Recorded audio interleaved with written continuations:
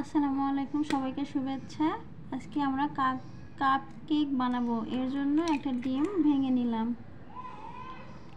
ডিমটাকে কাঁটা চামচ দিয়ে ফেটে নিব। সুন্দর করে ফেটে নেওয়ার পরে এর মধ্যে চিনি দিয়ে দিব। চিনিটা 3 টেবিল চামচ দিয়ে দেব। যার যতটুকু প্রয়োজন মিষ্টি নিয়ে নিতে পারেন। চিনিটাকে সুন্দর করে মিশিয়ে নেব।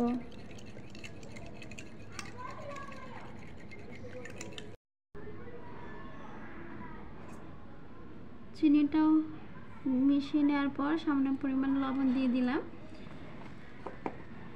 হাফ চামচ পরিমাণ বেকিং পাউডার, হাফ চামচ বেকিং সোডা। এখন এটাকে সুন্দর করে মিশিয়ে নেব।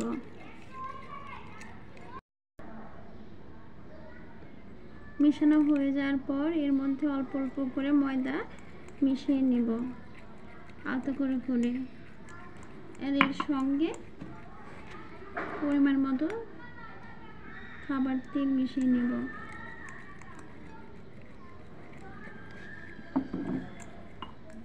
অল্প অল্প করে নাড়ব আর ময়দাটা মিশিয়ে নেব।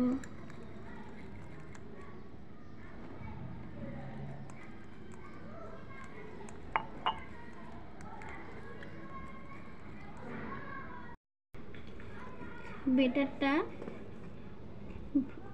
মেশানোর সঙ্গে একটু সামান্য পরিমাণ পানি দিয়ে দিব। অল্প করে পানি মেশানোর পর এটাকে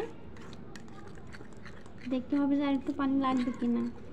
অল্প অল্প করে পানি মেশানো লাগবে। ইচ্ছা করলে দুধও দেওয়া যাবে, দুধ দিয়েও মেশানো যেতে পারে, যার যেমন ইচ্ছা। ব্যাটারটা মেশানো হয়ে গিয়েছে। এমন পর্যায়ে থাকলে বোঝা যাবে ব্যাটারটা একদম পারফেক্ট। এর বেশি নরম করা যাবে না। এখন আমরা কাপের মধ্যে তেল ব্রাশ করে নেব। সামান্য পরিমাণ তেল দিয়ে এটাকে মেখে নিব যেন তলে লেগে না যায়।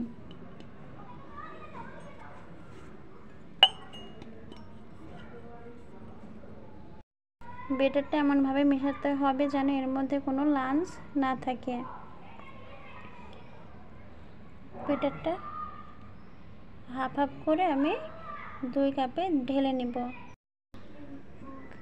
2টা কাপে সমান করে ঢেলে নিয়েছি। একটু বাড়ি দিয়ে দিব যেন এর মধ্যে কোনো বাবল না থাকে। চুলার উপর আগে থেকে আমি একটা কড়া বসিয়ে দিয়েছি, এরপর স্ট্যান্ড দিয়ে দিয়েছি। এখন এরপর কাপ দুটি দিয়ে দেব, দিয়ে সুন্দর করে ঢেকে দেব। 20 মিনিট জাল করব। মিডিয়াম লো হিটে এটাকে 20 মিনিট জাল করতে হবে। 20 মিনিট পর ফিরে আসলাম। আমাদের কেকটা হয়ে গেছে। এখন এটাকে ঠান্ডা করে 10 মিনিট পর নামাবো। একটা স্টিক দিয়ে দেখিয়ে দিলাম এর মধ্যে কোনো প্রকার কাঁচা নাই। কোনো প্রকার ভিনেগার এবং লেবু রস ছাড়া এবং কোনো ফুড কালার ছাড়া এটা বানিয়ে নিলাম। কেকটা কত স্পঞ্জি হয়েছে দেখেন। ইচ্ছা করলে অল্প কিছু ইনগ্রিডিয়েন্টস দিয়ে ঘরে অতি সহজে এটা বানিয়ে নিতে পারেন। কেকটা একটু কেটে দেখাই। এই যে ভেতরটা কত স্পঞ্জি হয়েছে। সবাইকে শুভেচ্ছা, ভালো থাকবেন।